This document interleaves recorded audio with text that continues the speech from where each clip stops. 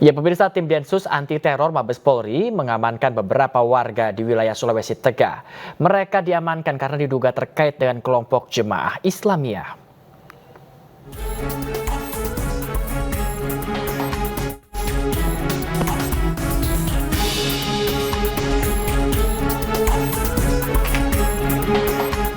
Tim Densus 88 Anti Teror kembali mengamankan beberapa warga di Kabupaten Sigi, Palu, dan Poso, Sulawesi Tengah. Detasmen khusus anti teror bersama tim Gaganap Brimopolda Sulteng juga menggeledah sejumlah rumah di Kelurahan Tali Sefalanggini, Kota Palu, serta di Desa Kalukubula, Kabupaten Sigi. 2 laptop, HP, serta dokumen ketersediaan jadi donatur diamankan sebagai barang bukti.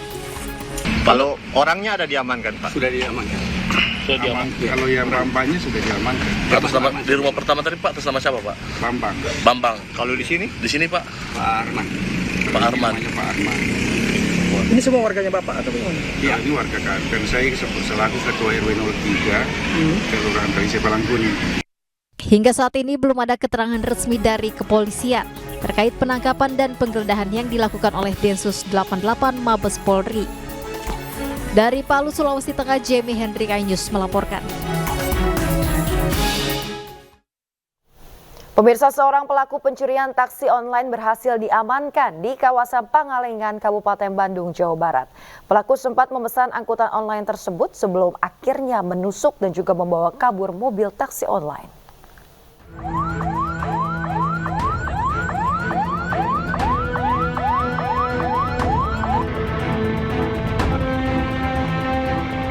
Henry Fatahila, pemuda 22 tahun, nekat melakukan aksi pencurian di kawasan Kebun Teh, Pangalengan, Kabupaten Bandung.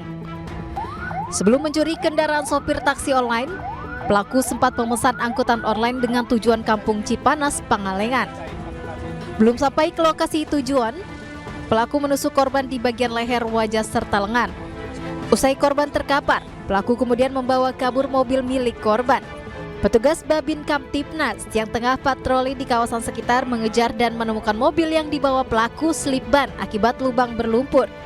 Dengan sigap, petugas melumpuhkan pelaku dan berhasil mengamankan mobil korban. Atas perbuatannya, tersangka dijerat dengan pasal pencurian dengan kekerasan sebagaimana pasal 365 KUHP dengan ancaman hukuman pidana penjara selama 9 tahun. Korban yang terluka parah kini masih menjalani perawatan di rumah sakit. Dari Kabupaten Bandung, Jawa Barat, Tiwan Pangestu, iNews melaporkan. Pemirsa, aparatur sipil negara atau ASN di lingkungan Balai Kota Jakarta kemarin kembali masuk kerja setelah libur Lebaran 2024. Di lingkungan Balai Kota Jakarta, pemirsa, para ASN sudah mulai berdatangan sejak pukul 7 pagi. Pada hari pertama masuk kerja, seluruh ASN di lingkungan Balai Kota melaksanakan halal bihalal Idul Fitri. Para ASN ini masuk kerja usai menjalani cuti bersama sejak 8 April hingga 15 April 2024.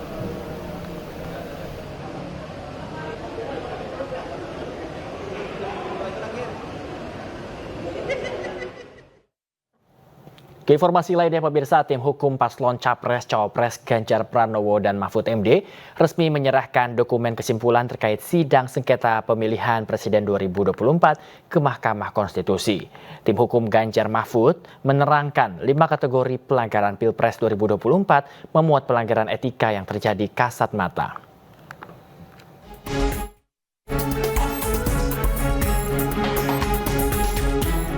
Tim hukum paslon Capres-Cawapres Ganjar Pranowo dan Mahfud MD resmi menyerahkan dokumen kesimpulan terkait sidang sengketa pemilihan Presiden 2024 ke Mahkamah Konstitusi. Dalam dokumen kesimpulan tersebut tercantum 5 kategori pelanggaran pemilu yang dinilai prinsipil untuk dikaji oleh Majelis Hakim MK.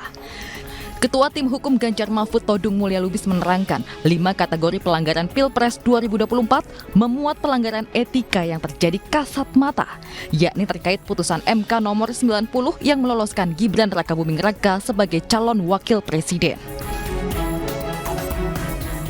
Ketidaknetralan ASN. Ini diakui dan ada beritanya di media bahwa ASN itu tidak netral sama sekali. Ini seperti suasana Orde Baru gitu. Ketika Korpri menjadi bagian dari mesin politik Golkar untuk memenangkan pemilu pada waktu itu. Nah, ASN tidak menjadi bagian dari partai politik, tapi ASN bagian dari upaya untuk membangun dinasti ya kekuasaan yang ada di Indonesia ini. Nah, yang terakhir itu pengangkatan pejabat-pejabat kepala daerah yang dilakukan sebelum ya pencoblosan, beberapa waktu sebelum pencoblosan. Nah, mereka ini juga menjadi ujung tombak dari mesin kekuasaan untuk melanggengkan kekuasaan dan membangun dinasti kekuasaan. Ya. Nah, kalau kita bicara mengenai dinasti kekuasaan, sebetulnya kita bicara mengenai hal yang diametral bertentangan dengan demokrasi. Nah, saudara-saudara sekalian, cukup panjang ya. Nah, saya hanya ingin mengatakan, kalau Paslon 02 mengatakan permohonan PHPU kami itu salah kamar, kami ingin membantah sekali lagi dengan sangat tegas ya, bahwa itu tidak salah kamar.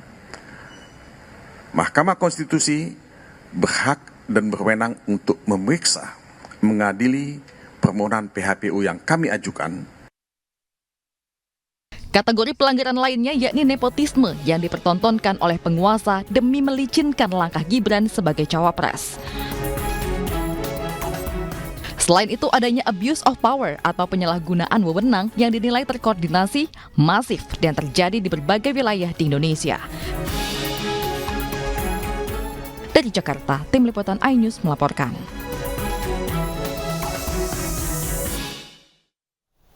Pemirsa, tim hukum Timnas Anies Baswedan Muhaimin Iskandar menyampaikan 35 alat bukti tambahan dan juga kesimpulan terkait perkara perselisihan hasil pemilihan umum Pilpres 2024 di gedung Mahkamah Konstitusi. Berbagai alat bukti tersebut diantaranya mengenai pelanggaran terhadap persyaratan calon, penyalahgunaan bansos, netralitas pejabat, kepala daerah dan kepala desa, serta teknologi informasi. Secara garis besar, pemirsa, kesimpulan berisi keterangan ahli, saksi, dan bukti-bukti yang diajukan bahwa benar telah terjadi pelanggaran konstitusi demi memenangkan calon Prabowo Subianto dan Gibran Raka Buming Raka.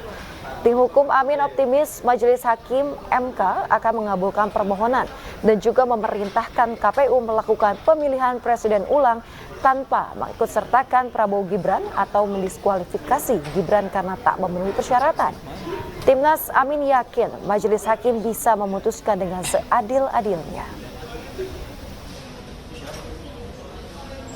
Amin. Jadi saya yakin Majelis Hakim Mahkamah Konstitusi yang dengan profesional selama ini sudah melakukan sidang dengan baik dan tulus. Saya mengikuti setiap hari, mudah-mudahan diberikan keleluasaan berpikir, hati yang tenang untuk bisa memutuskan dengan seadil-adilnya.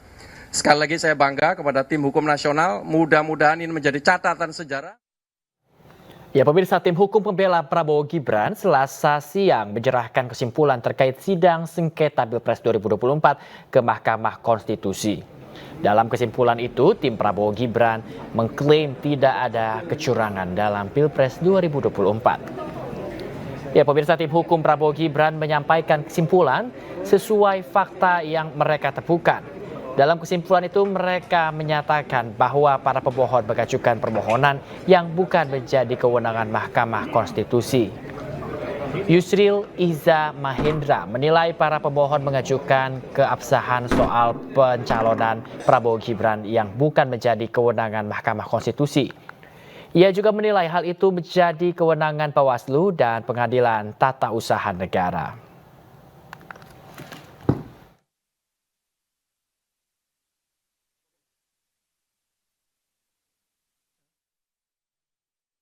Pemirsa, Presiden kelima Republik Indonesia yang juga Ketua Umum PDI Perjuangan Megawati Soekarno Putri mengajukan diri sebagai amicus curiae atau sahabat pengadilan sidang sengketa Pilpres 2024 ke Mahkamah Konstitusi.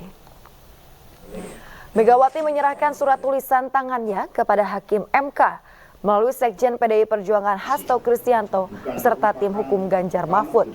Surat tulisan tangan Megawati dibacakan oleh Hasto di gedung Mahkamah Konstitusi berbarengan dengan penyerahan dokumen kesimpulan paslon Ganjar Mahfud terkait sidang sengketa pemilihan presiden 2024 ke Mahkamah Konstitusi.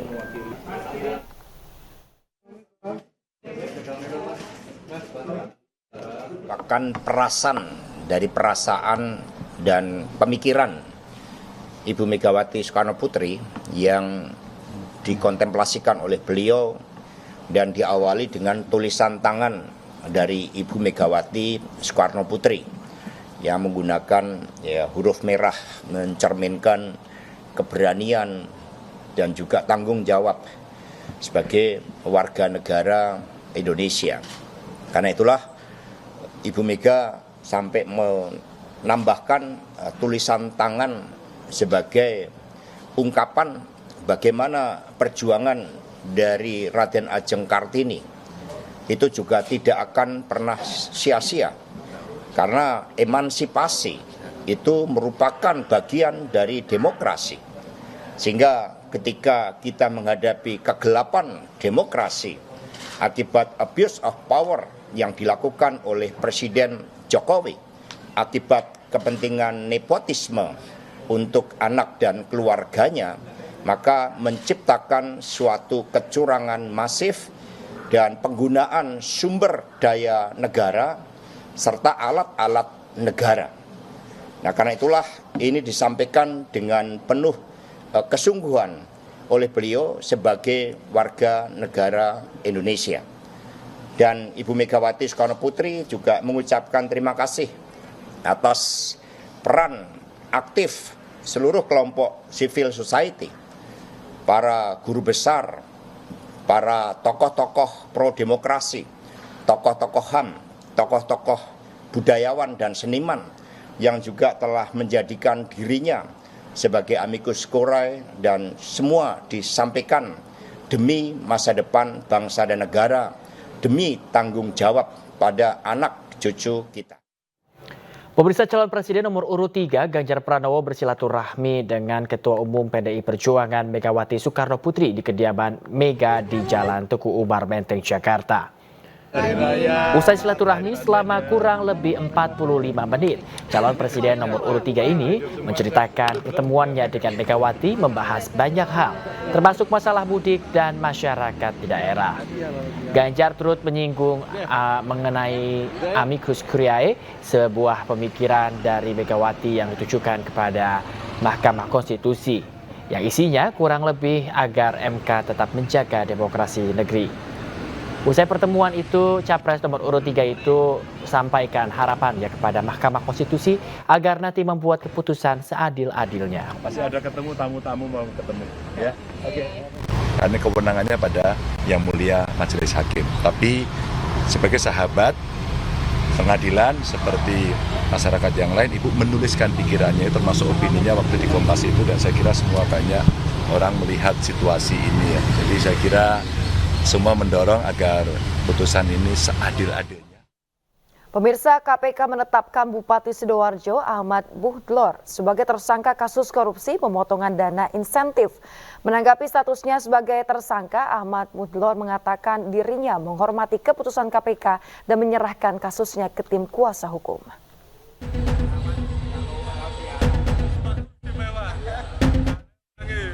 Hari pertama masuk kerja setelah libur lebaran, aktivitas pemerintah Kabupaten Sidoarjo diisi dengan acara halal bihalal antara pimpinan, karyawan, dan staf. Masih dalam suasana lebaran, mereka dikagetkan dengan kabar keputusan KPK yang menetapkan Bupati Sidoarjo, Ahmad Mudlor atau Gus Mudlor sebagai tersangka perkara dugaan korupsi pemotongan dan penerimaan uang di lingkungan BPBD pemerintah Kabupaten Sidoarjo.